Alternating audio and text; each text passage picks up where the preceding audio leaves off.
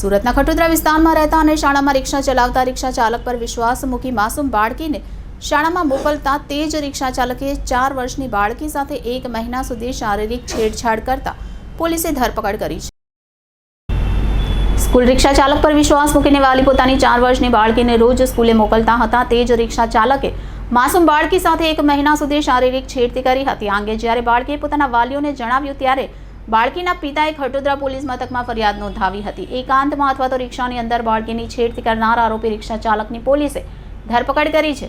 સુરત શહેરના ખટોદરા વિસ્તારમાં રહેતા પિતાએ પોતાની 4 વર્ષની બાળકીને રોજ સ્કૂલે મૂકનાર રિક્ષા ચાલક સામે શારીરિક છેડતીની ફરિયાદ નોંધાવી છે।